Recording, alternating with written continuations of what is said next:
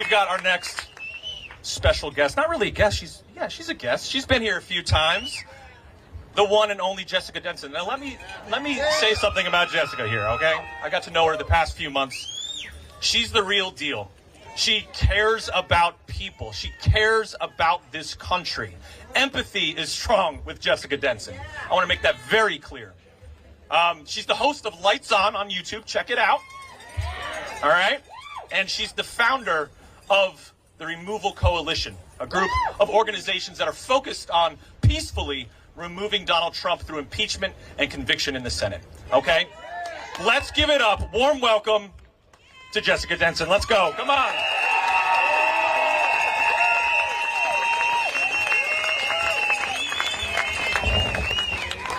Are we ready to remove the regime?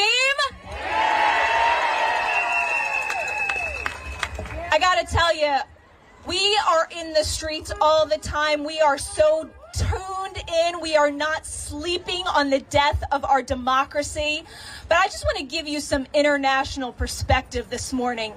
Are we ready to remove the regime?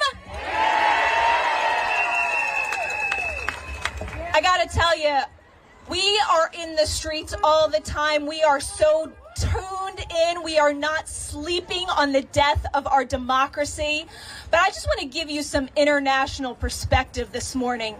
I had already one story I wanted to share with you, but I got a Lyft ride from a man from Pakistan this morning. And he's like, yeah, in America, you know, people, they show up and protest. They think it's a picnic. They think it's a party. He's like, in my country, they show up. They want solutions. The government listens to them. Americans need to demand solutions to this tyranny.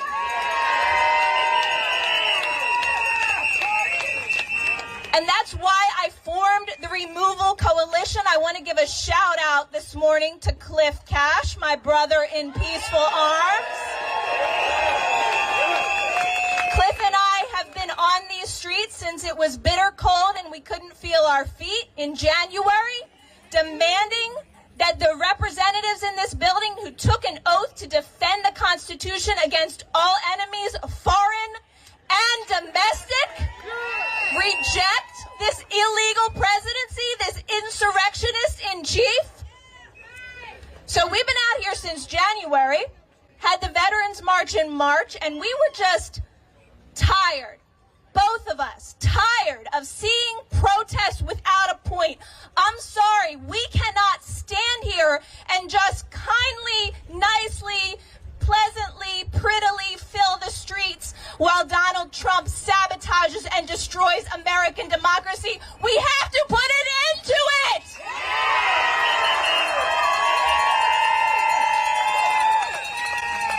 So a few months ago, I formed the Removal Coalition to bring together these wonderful organizations like FLAIR, like Citizens Impeachment, like 5051 DC, Los Angeles, Alabama, like the People's Think Tank who just joined, like Sons of Liberty and our amazing veterans in the progressive space, to show the media and by extension, Congress, the people, the public servants that work for us, that we are demanding impeachment and removal now.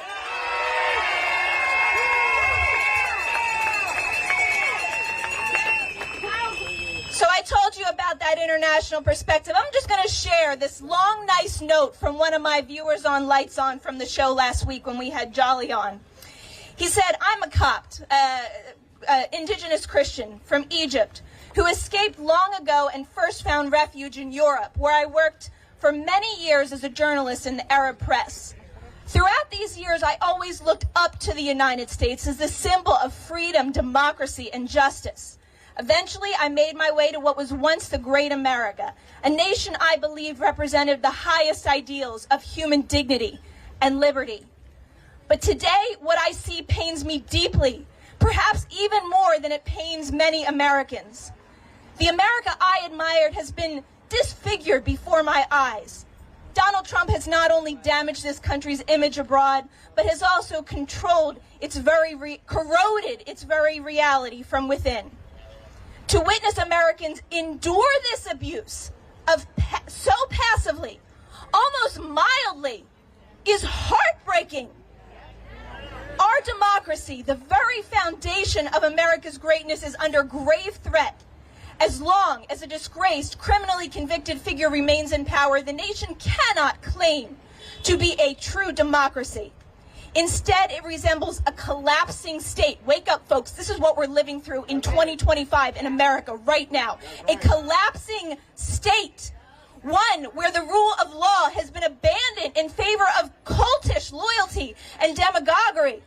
America tragically now mirrors the dysfunction of a third world country, not in wealth or technology, but in democratic credibility. If America is to reclaim its place as a beacon of hope for the world, it must awaken from this dangerous slumber.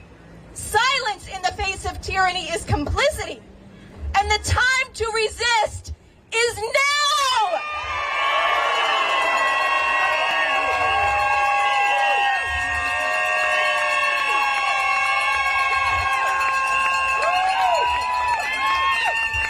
So in a moment, my friends, we're going to hear from a man who has become a friend, one who is unique, almost solitary, of the individuals in that building, who is leading in the way we need them to lead right now.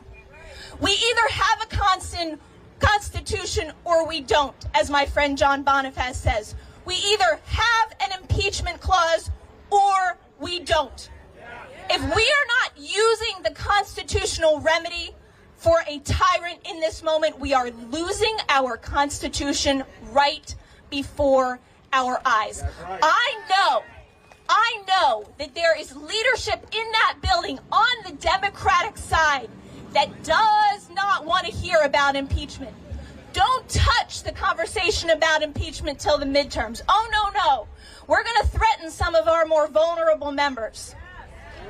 I have a wake-up call for them. There is nothing that makes them more vulnerable than standing down in this moment.